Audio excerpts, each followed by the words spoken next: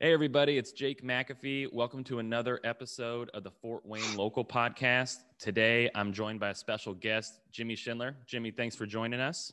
No problem. Happy to be here. Yes, definitely. So, okay, for those of you who don't know, Jimmy is the owner of Bandito's Mexican Restaurant as well as Guadalupe's. He was on episode 3, where the pandemic had just hit, and he kind of walked us through what was going on. Today, we're here to discuss the proposed new food and beverage tax, which is seeking to increase it from 1% of food and beverage sales to 2%, so essentially doubling the tax.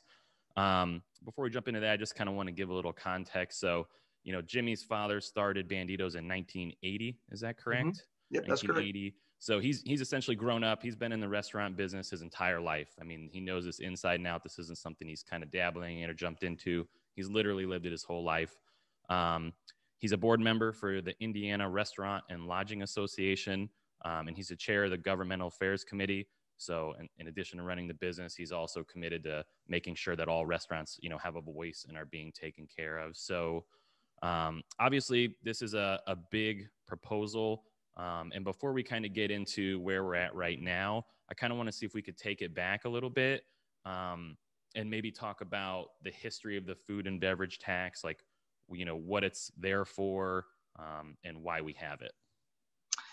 Absolutely. This is back in the 80s, and I'll try not to go too long on this because we can get caught in the weeds here. But originally, it was for the Coliseum only. So this 1% food and beverage tax was proposed and passed, and it was also set to expire. So for the project that the Coliseum had, it was going to pay that off. And then once that bond was paid off, it was supposed to sunset and go away. And when that sunset, unfortunately, they re-upped it or renewed it, and there was a big fight that went on, some lawsuits, and long story short, they said they would never re-up it again. Unfortunately, it was re-upped again and went back and forth, and essentially the original deal that was cut with restaurants wasn't upheld. Obviously, the tax is still here today, and originally all the money was supposed to go to the Coliseum.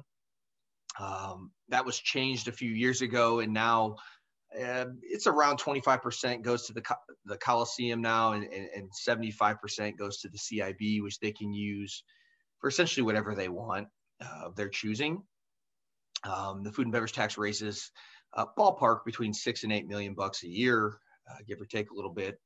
And I mean, it's been around. At this point, we're not, requesting to revoke the existing food and beverage tax. We're talking and having an open and transparent discussion about the new one on top of the 1% we're already paying moving forward.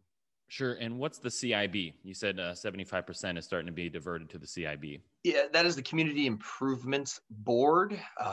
For example, when they built the Ash building, they put a lot of money towards the parking garage. They put money towards a lot of the riverfront and the park development. So they take that money and the board that I believe is appointed by the county commissioners, don't quote me on that, they just decide where the money is going to be spent. One of my concerns with the fairness of that is restaurants drive the vast majority of food and beverage taxes. So you would think that the majority on the board would be restaurant owners. But unfortunately, to my knowledge, there is not one single restaurant owner or restaurant person on that board. So that goes again to a matter of just fairness of we're the ones driving this tax, collecting the tax, and we don't really have a voice. Okay, and that kind of sets us up for where we are today. So what's going on right now? Obviously, just the little bit I've known, I feel like I'm kind of playing catch up on this, which is why I wanted to talk to you. But my understanding is they're seeking to increase it from 1% to 2% in an effort to further downtown development. Is that correct? Yeah, that's absolutely correct. So let me be very clear. We are not, as an industry, against downtown development, against Fort Wayne's development. I mean, we were very pro Fort Wayne. I was born and raised here. I could have gone anywhere. I chose to come back to Fort Wayne because we love it here. We're in support of the parks and the facilities, and we want to better the city as much as anybody. And I think that our commitment to that has been not fighting this food and beverage tax, which has been around for decades now, which has contributed tens of millions of dollars to all these projects that you hear about. These people in the industry like myself who sell tacos, make burgers, sell Korean food, sell Indian food, salt of the earth people who just work really hard to feed their families. These are the people who are helping contribute and collect these taxes and drive people into our restaurants. So the city has these funds, the CFB has these funds. And so we've been contributing for a long time on these projects. So I want to be very, very clear that it's not that we are anti-development, right? We're already doing our part. That's our perspective. We're anti another tax right now. So the current situation, from my perspective, is it would have been past Tuesday. I was notified about 8 p.m. That the city was going to go down to the State House to get approval for a food and beverage tax. For those of you out there who don't know how it works, what you have to do is you have to go down to the state and get a yes/no vote. Can you even levy this tax? Yes or no. If it's yes, great. Then you have to come back locally and have obviously the county or the city approve that tax through the county council or city council, depending on how you want to levy it. But if the state says no, then you can't levy it. So we as a restaurant industry in Fort Wayne, we say we're the biggest small town in the country, right? We're all pretty well connected, and all the major restaurant groups who are opposing this now, which include myself, Banditos, Halls, Casas, Salvatore's, Wings and Ribs, just many big independent chains, we were completely unaware of this and caught completely off guard. There was no, from our perspective, transparency. There was no communication to the general restaurant community, no conversation with the general population that knew about it. So we rallied a bunch of people to get their names in opposition on Tuesday night. We drove down on Wednesday morning, and the mayor and some representatives showed up there. It was kind of a blessing that it actually got delayed. They ran out of time, so it's delayed till next Wednesday now. And we've had time to kind of mobilize and get a whole big list of restaurants here, which I'll send you, and you can post it or whatever you want to do with that list. Sure. But it's kind of the who's of a lot of the restaurants here in town, because we just feel like we weren't aware of it, and we want to be part of the conversation. And so yeah, I mean that's the situation. They want to add 1% on top of the 1% that we're already paying in the middle of a pandemic when restaurants are getting decimated. Okay. And so again, to recap, you are a board member for the Indiana Restaurant and Lodging Association, and you didn't hear one word of this before Tuesday. No, not one word. I got a call from the association at 8 p.m. on Tuesday. I was up till midnight calling restaurants, trying to rally them, figure out, okay, who's in opposition to this, which I knew there would be a ton. Every person that I talked to had no clue that this was going to happen down at the State House. And so again, we rallied, we drove down there, and we just had to be present. Okay. What would you say? Let's say we were talking to the business leaders, Tom Henry, anyone in support of this. If you could sit down and talk to them, what would be something that you would say to them, or like what would be questions you'd have for them as to where this came from or where they're trying to go? Well, I mean, I think that we would just love to talk to them. I mean, we haven't talked to the mayor. I haven't talked to any of these business leaders in other industries who are allegedly supporting this, who showed up at the press conference yesterday. I think before I say what I'd ask them, I think I have to give a preface to the situation with the restaurant industry. And the restaurant industry is in dire straits. 20% of all restaurants in Indiana have already closed. We think that number could push easily 40 or 50% in the next few months. We've had to reduce our staff levels due to severely less dining in the four walls, right? If you're an independent restaurant dining in the four walls, I mean, you're getting bludgeoned to death, right? My people, our families that work for us are dealing with housing uncertainty, food insecurity. They're dealing with mental health issues. People couldn't buy their kids Christmas gifts. I mean, the situation is really, really, really serious. And a lot of these restaurants on the margins, right? The restaurants who are barely making it, because restaurant margins are razor thin in good times. Everyone's losing money now, right? I mean, unless you're a chain fast food place or a pizza place, like those places are doing fine, right? Mm-hmm. But all your full service, independent, local people are struggling. And this 1% could easily take out another, who knows, 1%, 5%, 10% of restaurants, right? I mean, it's that big of a deal. So to answer your question, what would I ask these guys? I would say, if your business did $1 billion last year, I would say, you care about the community. I mean, that's clear. You've said it. You've been in the community.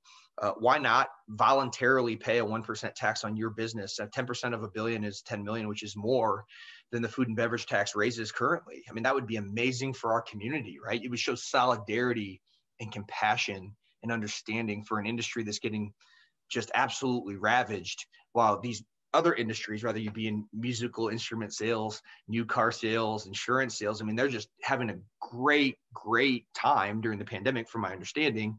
So why not tap a different industry? Why haven't we tapped those industries? And my question is directly to them is, one, have you lobbied for this tax on your own industry? Two, are you in support of a tax on your own industry? And three, why do we think it's okay to tax an industry that's been the worst hit during the pandemic? I mean, the optics look bad. It doesn't seem very compassionate. It doesn't seem very understanding. And a lot of people are dealing with real things here, right? I mean, we can't all stay home and save lives. Some of us have to stock grocery shelves and take trash out, pick up trash, and feed people who can stay home. Good for them. But a lot of Americans just don't have that luxury. Yeah. And so what's the next step here then? So you said it got delayed until Wednesday. Like where is this proposal at right now? And if I'm a citizen and I'm not in support of this, what can I do to voice my opinion? Yeah, I mean, the first thing is it's going down to the State House next Wednesday. We don't know what's going to happen. There's a chance maybe they won't hear it. There's a chance that they will and will testify and speak very openly with the opposition. Who knows what city and county council is going to do, if they're going to support or not support. We'll see how that shakes out. If you're in an opposition for it, I would highly encourage that you go to rather the Indiana Restaurant and Lodging Association Facebook page. I also shared it to our Bandito's Facebook page, where you can click a link and you can send a letter to the local politicians. I would say just be vocal with your politicians. Just express how you feel about it, especially right now with restaurants. Like I said, we're not trying to get rid of the 1% during the pandemic. We're paying our part when we're suffering. We're just, again, asking, tap another avenue, whether that be a local option sales tax, another industry that's doing well. We just don't feel like that's unreasonable. Like we want Fort Wayne to thrive, and we're already paying, like I said, tens of millions of dollars over decades, and we're going to continue to do so. So if I'm playing devil's advocate, I know that they said, I watched some of the stuff that the mayor released, and they're saying, well, they're not going to do it until the restaurant has been deemed, I guess, stable or back. Right. What would you say to that if someone's like, well, hey, you guys don't have to pay it now. You can pay it once you're back to rolling again?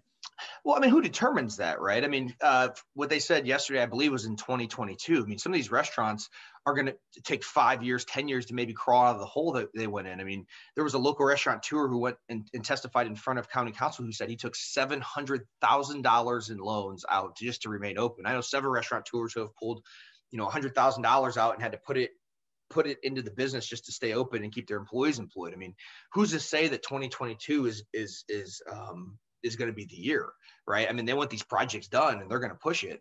And so, again, my contention isn't just, okay, the timing. I mean, timing, yeah, it's horrible, but also when are we going to do it? Who determines that? And restaurants, again, like I said, we're tapped out. We're paying the 1%. We're paying an 8% tax while all other businesses and retail pay 7%, right? So, my question would be, well, until the insurance companies, new car sales, musical instrument sales, and all the other industries who are doing well, until they're paying 8%, why should we pay 9%? And I get the whole point of, well, it's a user tax. But the reality is, and I think I know all the statistics point to this, which I can provide from the Indiana Restaurant Association and the National Association, is that the 1% will affect our sales. Because if we could raise our prices 1% during a pandemic, I would have already done it, right? Yeah. I would have already done it. And so, the market is what it is, and it's going to hurt our people's tips. I mean, that's just a fact. And so if you're going to hurt our people's tips, people who are just the greatest people on earth, hardworking people, single moms and dads, and it's only going to affect their bill a quarter for every check. Well, again, how elitist and how inconsiderate, that's not compassionate at all. These people, like, a quarter per check could be $20 a week for some of these people. And that's a massive deal for a lot of the struggling families out there, man. Like, it's a real situation. I can't stress that enough. Awesome. Well, Jimmy, I know everybody's rooting for you. Do you have anything else you want to wrap up with, or any parting thoughts? No, I mean, I just wanted to say thank you so much for you taking the time to interview me. Let us get the word out. We appreciate anybody's support. Please reach out to us if you have any questions, or if you know any other restaurateurs who are in opposition to this, just let us know. Again, I'll give the list to you, and we'll keep fighting the good fight. Like I said, we want Fort Wayne to be successful, but all we ask is to be part of the conversation, to be transparent, and to maybe look at other avenues of revenue for industries that are just doing well now, not restaurants who are in dire straits. So I mean, we don't feel like that's an unreasonable position, and again, we love Fort Wayne. We want it to be successful. Yeah, I think that all makes perfectly logical sense. I want to kind of end with, if there's anybody out there who's connected to someone who's maybe in power or in support of this, or if there's restaurateurs that are in support of this, please connect me with them. I'd love to get them on the podcast and kind of give an opposing point of view, or at least maybe some clarity on their end, because the optics aren't great. Well, and Jake, I think to your point there too, is like, I'm actually all for that. I think you should get the other side. I think they should be able to talk on your forum and hear the other side of things. I mean, I think that's how politics should be done. You should be transparent. You should have everybody in the conversation, let the best ideas win, right? And then vote on it. And it is what it is. But I said it on the news. It just feels a bit icky, and it doesn't feel like that's the way this was going to go down, unfortunately. So sure. Well, anyone who knows you knows that you guys, the Schindler family, is a part of this community, been here a long time, and we're definitely rooting for you. So thanks for your time, Jimmy. Thank you so much. All right. See ya.